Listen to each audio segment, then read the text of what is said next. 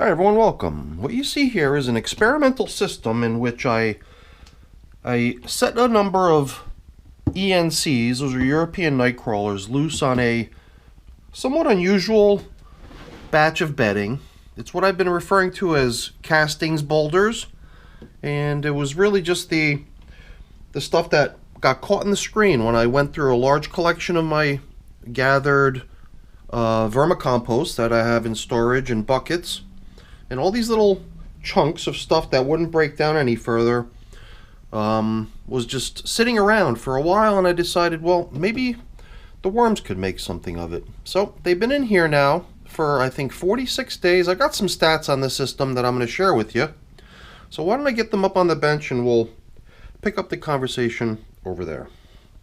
So, like I said earlier, 46 days in service, and when I say tiny population, it is very small. It's only an estimated 134 worms living in here. And that was an estimate that we all arrived at together. Everyone kicks in their estimates. I averaged the number, and that's how we come up with that. I've been in here 3 times, given them feedings, last of which was 15 days ago. And the feedings have always consisted of either my worm chow, which is just like a small-sized particle material, made of grains and seeds and things like that, or coffee.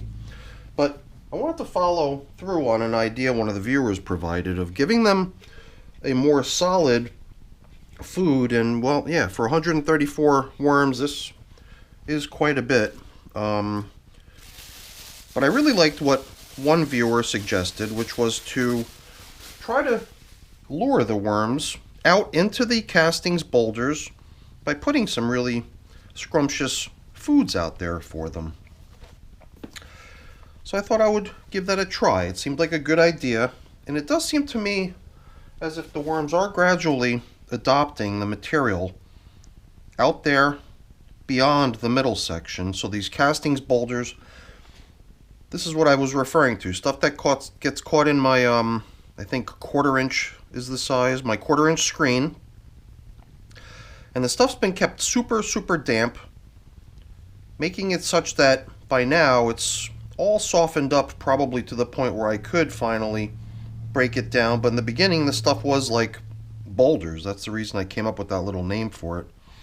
So the other thing we've been doing regularly is including a little bit of extra bedding down in the middle before we would sprinkle in their foods. And today I thought, well, if the whole idea is that we want them to adopt the surrounding materials outside of the middle section as their bedding, as their domain to live in, then maybe on this go around we won't supplement their bedding. But then again, that bedding that we've been supplementing always does seem to vanish between the check-ins. Here again, it's been 15 days since the last time we checked in, and I mean, all the way at the bottom, up against the bottom of the bin, I did find a little bit of material when I excavated all the way down to there. So I do wonder if that's ill-advised. Perhaps it is best to stick to at least giving them a little bit of bedding material. Well, you know what, let's just deviate, you know.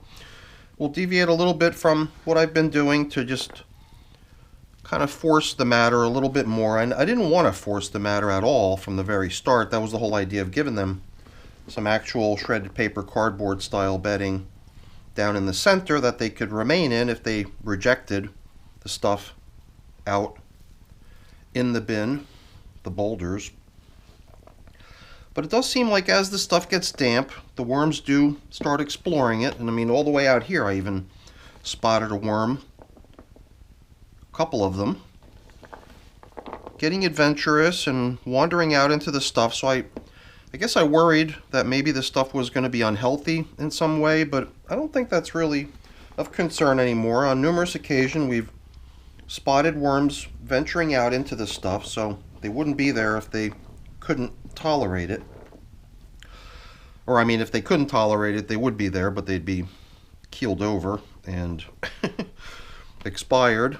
So yeah, why don't we follow through on that little experiment, which was to kind of identify the section that we know that they don't mind being in, and try to push the envelope a little bit and lure them out away from the center, out into a couple distanced feeding zones. One will get a little chunk of frozen cucumber, and the other thing they'll get is a piece of frozen watermelon.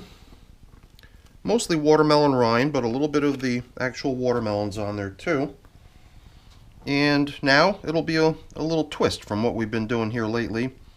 No new bedding, no bite-sized foods, something a little more along the lines of the types of foods my systems usually get, just frozen kitchen scraps. And we'll see what happens. Whether we're going to go another 15 days between the next check-in, I don't know. But it does seem like they're okay in here. And at least this time we'll be able to better gauge whether they're making any progress on the food that we gave them. Because the watermelon rind will probably still remain, even if they've nibbled off all of the juicy fruit off of it. Same with the cucumber. If they manage to rip into that thing and empty it of all of its delicious yumminess on the inside, there could very well still be the skin of the cucumber remaining. So at least we'll be able to check what kind of status we have next time we come in. Because with the bite-sized worm chow and coffee feedings that they've been getting till now, it was always a bit difficult to tell, almost impossible to tell whether they've eaten everything that they got last time or not. So this was a great suggestion. I can't recall who it was that made the suggestion, but I always enjoy reading everyone's comments, and I do read all the comments that viewers leave for me. And what we're doing now actually was taken directly from someone's suggestion. I think they even got as specific as suggesting watermelon, and I just happened to have some in the freezer, and it made good sense to give it a go. Because it is also an interesting thing, which I'm definitely curious to see the outcome of. And I guess I would eventually like to see the worms adopting all the material in the system as their home. And, you know, so far so good as far as I could tell. After 46 days, basically a month and a half. In the very beginning, it seemed like they weren't taking much of a shine to the material outside of the center. But it does seem like over time they're managing to make some sort of use out of it and wandering into it, and it's not killing them, so let the experiment continue. Alright everyone, that's it for the check-in. Hopefully you enjoyed it. If you did, as always, please don't forget to leave me a quick thumbs up before you go. That's always really appreciated. And if you haven't done so already, please also consider subscribing to the channel. That's very much appreciated as well. Alright everyone, thanks for watching. Have a great day. Bye now.